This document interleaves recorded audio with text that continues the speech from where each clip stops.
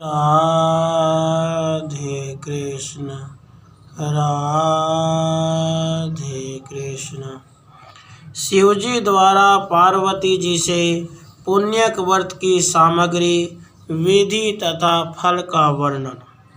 श्री नारायण जी कहते हैं, हे नारद, पुण्यक व्रत का विधान सुनकर पार्वती जी का मन प्रसन्न हो गया। तत्पश्चात उन्होंने व्रत की संपूर्ण विधि के विषय में प्रश्न करना आरंभ किया। पार्वती जी बोली, नाथ, आप वेद वेदाओं में श्रेष्ठ, करुणा के सागर तथा परात्पर हैं। दीनबंधो, इस व्रत का सारा विधान मुझे बतलाइए। प्रभो, कौन कौन से द्रव्य और फल इस व्रत में उपयोगी होते हैं? इसका समय क्या है? किस नियम का पालन करना पड़ता है? इसमें आहार का क्या विधान है और इसका क्या फल होता है? यह सब मुझ विनम्र सेविका से वर्णन कीजिए। साथ एक उत्तम पुरोहित, पुष्प एकत्रित करने के लिए ब्राह्मण और सामग्री जुटाने के लिए भृत्यों को भी नियुक्त कर दीजिए। इनके अतिरिक्त और भी जो व्रत उपयोगी वस्तुएं हैं जिन्हें मैं नहीं जानती हूँ, वह सब भी एकत्र करा दीजिए, क्योंकि स्त्रियों के लिए स्वामी ही सब कुछ प्रदान करने वाला होता है। स्त्रियों की 3 अवस्थाएं होती हैं, कौमार, युवा और वृद्ध। कौमार अवस्था में पिता, युवा अवस्था में पति और वृद्धावस्था में पुत्र सब तरह से पालन करने वाले होते हैं। हे प्राणनाथ, आप तो सर्वात्मा, ऐश्वर्यशाली, सर्वसाक्षी और सर्वज्ञ हैं, अतः अपने आत्मा की निवृत्ति का कारणभूत एक श्रेष्ठ पुत्र मुझे प्रदान कीजिए। हे भगवान, यह तो मैंने अपनी जानकारी के अनुरूप आप जैसे महात्मा से निवेदन किया है। आप तो सबके आंतरिक अभिप्राय के ज्ञात और परम ज्ञानी हैं। भला मैं आपको क्या समझा सकती हूँ? यूँ कहकर पार्वती जी ने प्रेम पूर्वक अपने पति देव के चरणों में माथा टेक दिया। तब कृपा सिंधु भगवान शिव कहने को उद्यत हुए। श्री महादेव जी ने कहा, देवी, मैं इस व्रत की विधि, नियम, फल और व्रतोपयोगी द्रव्यों तथा फलों का वर्णन करता हूँ। सुनो। इस व्रत के हेतु में फल पुष्प लाने के लिए 100 शुद्ध ब्राह्मणों को, सामग्री जुटाने के निमित्त 100 भृत्यों और बहुसंख्यक दासियों को तथा पुरोहित के स्थान पर सनत कुमार को, जो संपूर्ण व्रतों की विधि के ज्ञाता, वेद वेदांत के पारंगत विद्वान, हरि भक्तों में सर्वश्रेष्ठ, सर्वज्ञ, उत्तम ज्ञानी और मेरे ही समान है, नियुक्त करता हूँ। तुम इन्हें ग्रहण करो। देवी, शुद्ध समय आने पर परम नियम पूर्वक व्रत का अनुष्ठान करना चाहिए। प्रिय, माघ मास की शुक्ल त्रयोदशी के दिन इस व्रत का आरंभ शुभ होता है।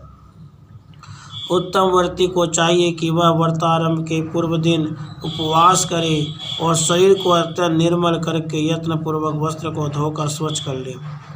फिर दूसरे दिन अरुणोदय बेला में शैया से उठ जाए और मुख को शुद्ध करके निर्मल जल में स्नान करे। उसके बाद हरि स्मरण पूर्वक आचमन करके पवित्र हो जाए। फिर भक्ति सहित श्रीहरि को अर्घ्य देकर शीघ्र ही घर लौट आए। वहाँ धुली हुई धोती और चादर धारण करके पवित्र आसन पर बैठे। फिर आचमन और तिलक करके अपना नित्य कर्म समाप्त करे। तत्पश्चात पहले प्रयत्नपूर्वक पुरोहित का वरण करके स्वस्ति वाचन पूर्वक कलश स्थापन करे। फिर वेद विहित संकल्प करके इस व्रत का अनुष्ठान आरंभ करें।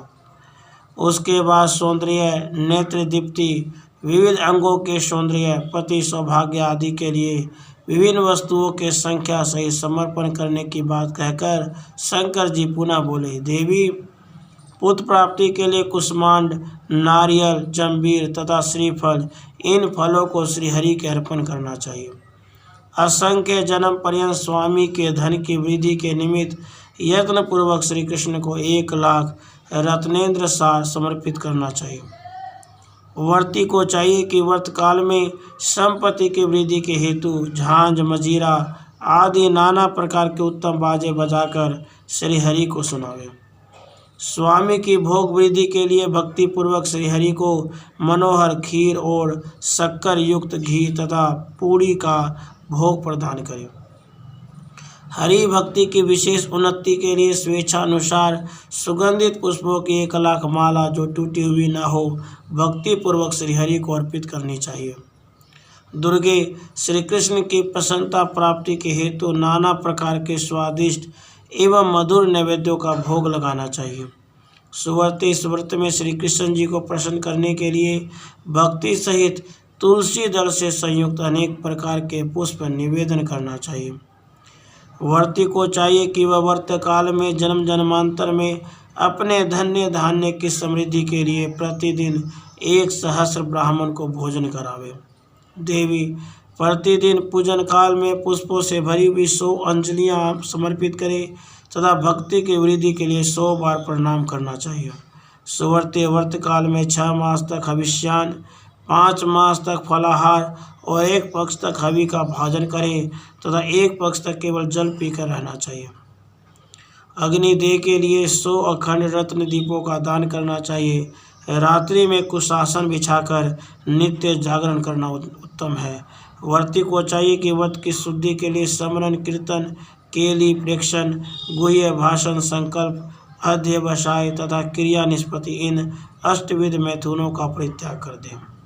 देवी इस प्रकार व्रत के भली भांति पूर्ण होने पर तदंतर व्रतोद्यापन करना चाहिए। उस समय 360 डलियाँ जो वस्त्रों से आच्छादित भोजन के पदार्थ यज्ञोपवीत और मनोहर उपहारों से सजी है दान करनी चाहिए। 1,360 ब्राह्मणों को भोजन तथा 1,360 तिल की आहुतियाँ देने का विधान है। फिर व्रत समाप्त हो जाने पर विधि पूर्वक 1,360 स्वर्ण मुद्राओं की दक्षिणा देनी चाहिए। इसके अतिरिक्त व्रत समाप्ति के दिन दूसरी दक्षिणा भी बतलाऊंगा। देवी इस व्रत का फल यही है कि श्रीहरि में भक्ति दृढ़ हो जाती है। श्रीहरि के सदृश तीनों भुवनों में विख्यात पुत्र उत्पन्न होता है और सौंदर्य, पति, सौभाग्य, ऐश्वर्य और अतुल धन की प्राप्ति होती है। महेश्वरी, यह व्रत प्रत्येक जन्म में समस्त वांछित सिद्धियों का बीज है जिसका मैंने इस प्रकार वर्णन किया था। देवी तुम भी इस व्रत का अनुष्ठान करो, साध्वी तुम्हें पुत्र उत्पन्न होगा। यों कहकर शिव जी चुप हो गए। राधे कृष्ण, राधे कृष्ण।